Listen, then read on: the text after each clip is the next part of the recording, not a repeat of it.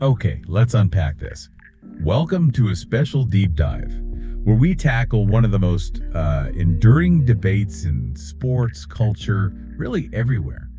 Who is truly the GOAT?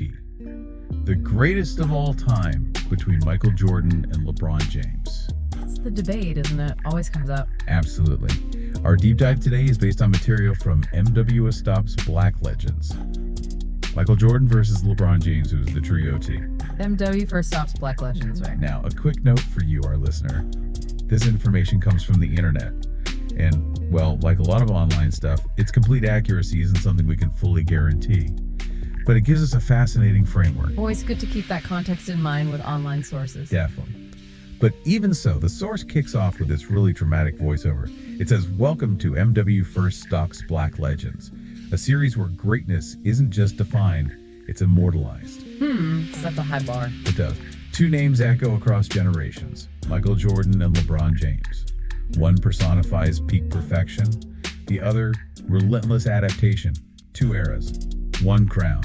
Who is the true GOAT? Perfection versus adaptation. That's a pretty neat summary right there. It really is. So our mission for you today is basically to cut through all the noise, the endless arguments you hear online and everywhere else, and just pull out the most insightful bits about these two legends. Yeah, it's less about picking a winner for us. Exactly, not taking a side. It's about really understanding the brilliance, the impact of both players based on what this material lays out. And what's fascinating, I think, is how the whole idea of greatness gets kind of challenged when you put these two side by side. Yeah. So dominant, but in such different times and such different journeys. That's a great point. So this dive should help us, and you parse not just, stats in the rings, but the stories, the cultural weight behind them. It really forces that question. What metrics actually matter when you're trying to define a GOAT? Such a crucial question. Okay, so let's start right at the beginning. The rise, the making of legends. Where did they come from? What were those early years like? Let's do it. Michael Jordan, born February 17th, 1963, Brooklyn, but moved to Wilmington, North Carolina. And his story, you always hear about that late blooming drive. Right, the famous story of getting cut from the varsity team as a sophomore. Exactly. But clearly that lit a fire. By his senior year in high school, the stats are just wild. 29 points, 11 rebounds, 10 assists per game. Just incredible. Triple-double averages in high school. Wow. And then, of course, he becomes the legend at UNC. That 1982 NCAA championship. The buzzer beater against Georgetown. Iconic. Absolutely cemented his place early on. And then you flip to LeBron. Yeah, LeBron James. Born December 30, 1984 in Akron, Ohio.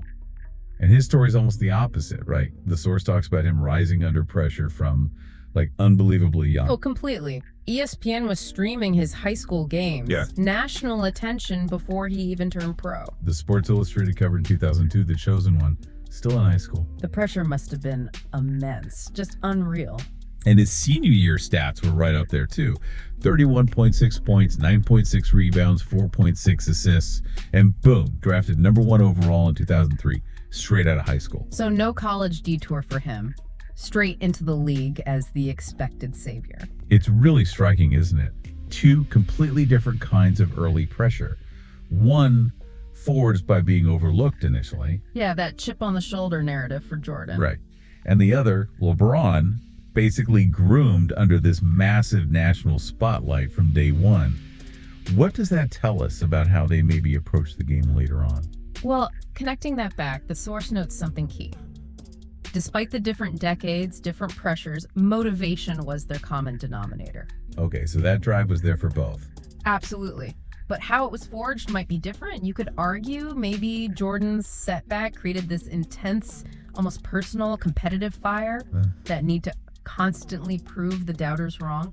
Makes sense. Whereas LeBron, being the chosen one, maybe that fostered a different kind of resilience, like an ability to adapt and perform under constant, massive expectations from the very start. He had to manage that scrutiny. So different origins possibly leading to different styles of leadership or handling pressure down the line. It's plausible. Their foundations were just built under very different circumstances. Fascinating stuff. Okay, so moving from high school and college into the big leagues. Let's talk NBA arrival and early stardom. How did they hit the ground running? Right, the transition. Jordan, drafted third overall in 1984, Chicago Bulls.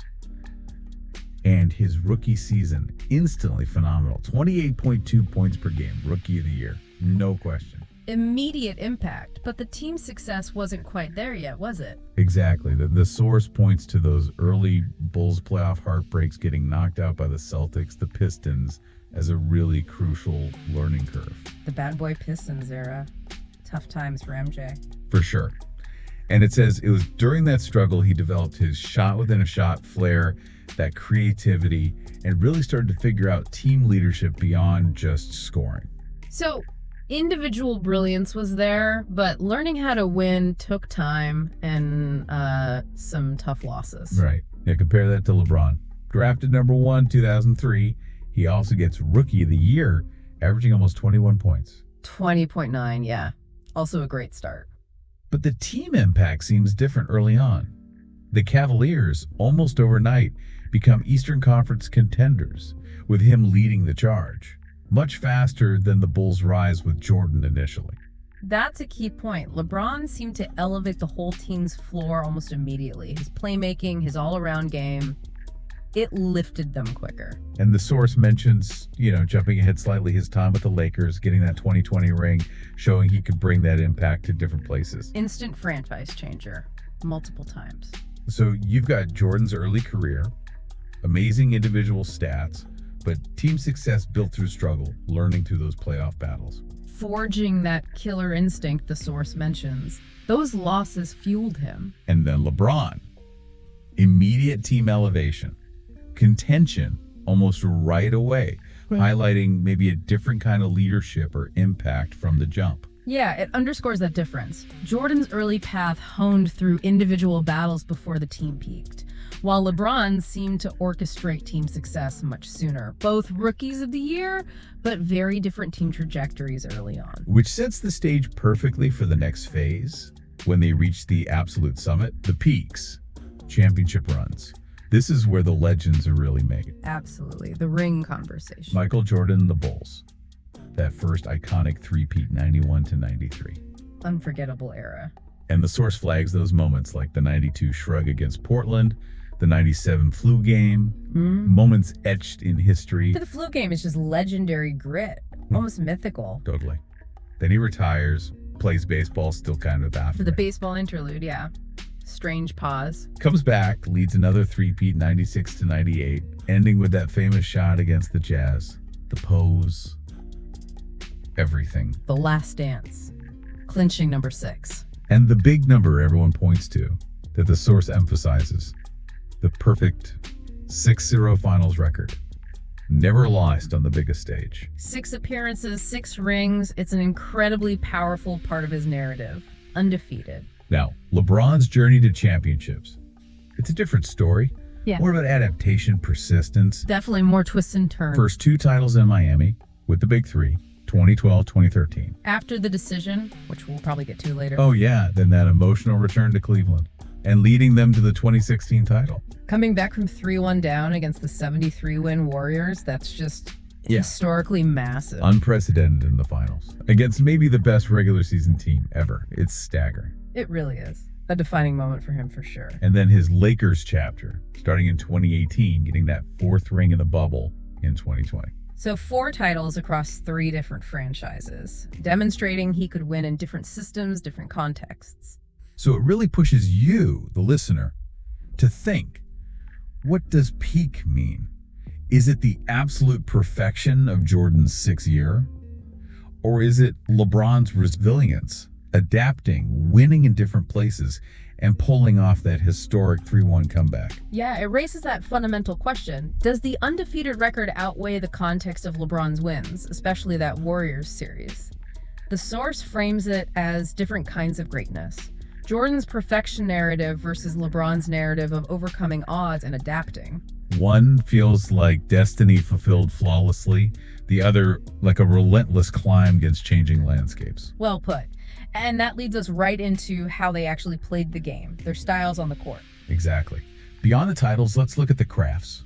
playing styles and mentalities. Yeah. How did they impose their will on the game? Fundamentally different approaches, really. Jordan is always called a relentless scorer, a mid-range master. The stats back at 10 scoring titles. That's just absurd dominance. 10? And it wasn't just offense, right? His defense was elite. Absolutely. 9 times all defense first team. He was a lockdown defender when he wanted to be. And underneath it all, that famous killer instinct, just wanting to rip your heart out in the clutch. That mentality is as much a part of his legend as the skills. Totally. Now, LeBron, his game is described differently. Positionless versatility. Yeah, that's the key phrase for him. Guard, forward, sometimes even playing center effectively. He could do it all. And the playmaking. Leading the league in assists multiple times as a forward primarily. That vision is just incredible. He orchestrates the offense. He's not just scoring, he's running the whole show. Plus his durability beyond peers. Okay. Playing at an elite level for, 20 plus seasons now? It's unheard of. The longevity is just staggering. So the source makes this really sharp distinction. What that? It says, Jordan was a scorer. LeBron is a system executor, each dominance in its essence. Ooh, I like that. Jordan as the ultimate weapon. LeBron as the ultimate engine. Kind of, yeah. Jordan's game. Elite, unstoppable scoring, individual brilliance on both ends. That fadeaway. Poetry. LeBron's game.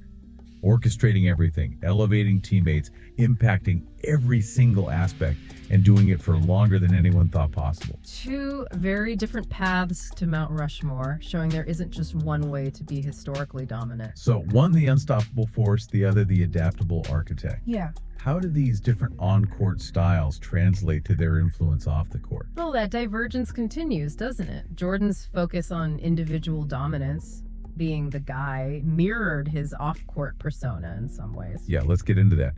The off-court legacy and the cultural fabric. What was their impact beyond the lines? Huge for both, but again, different flavors. Jordan. You have to start with the Air Jordan empire. Nike, the brand, basically changed sports marketing forever. It's more than a shoe, it's a cultural phenomena. Still is. The source calls him the first athlete to border on cultural worship. And that Be Like My Gatorade campaign. It captured that aspirational ideal of excellence, of cool confidence.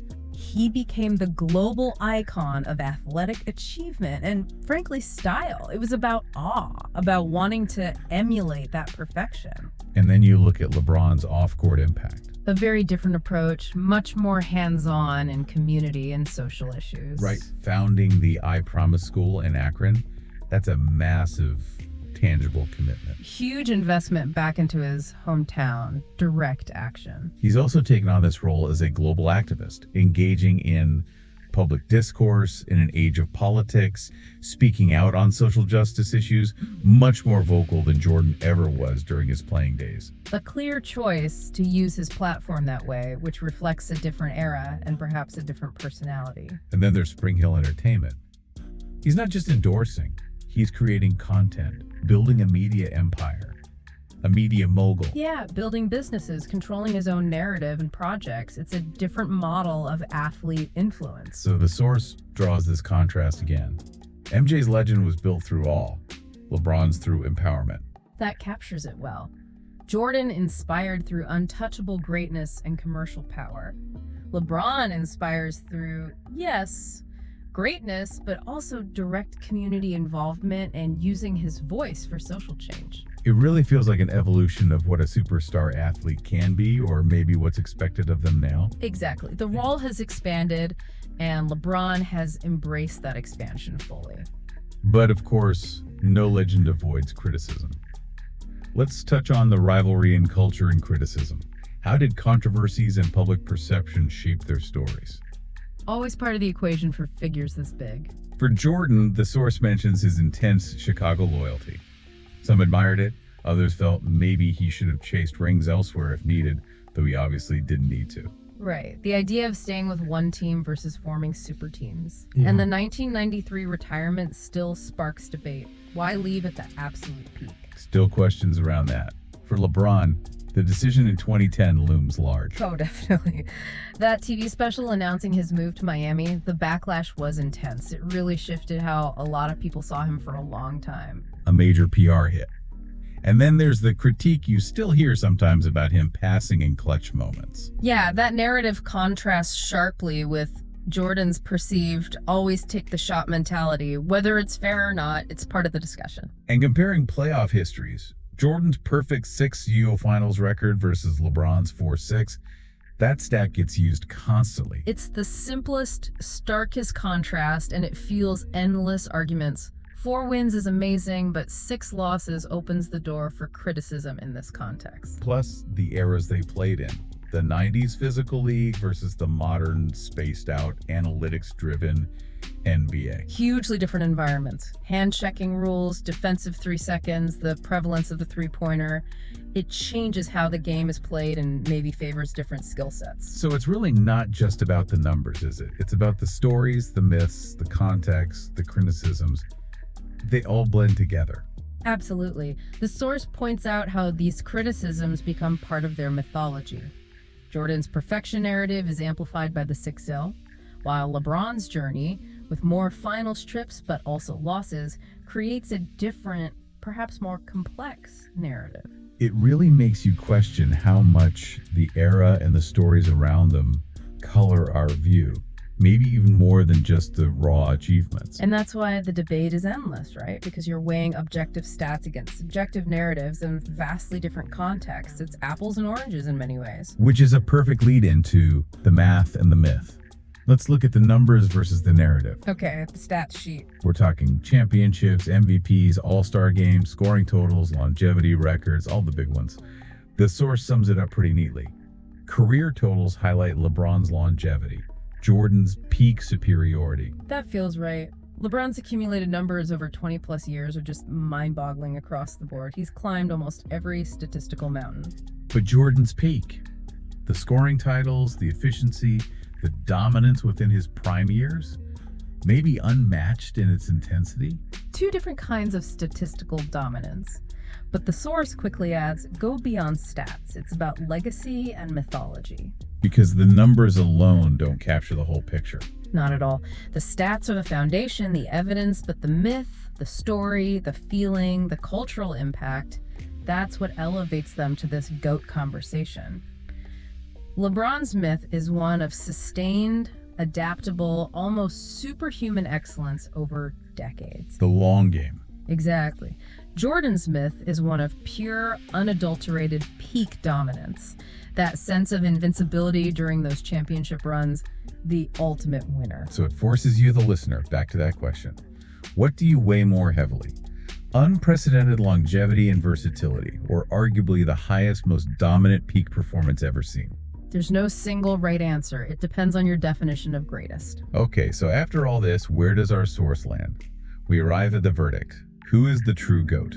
The moment of truth? Or maybe nuance? The source lays out the arguments. For Jordan, peak dominance, that perfect 6-0 finals record, the unmatched brand and cultural seismic shift he caused. The case for MJ is clear and powerful, based on winning and impact during his time. For LeBron, the incredible longevity, the mind-bending versatility, the significant social impact, breaking the all-time scoring record. Yeah.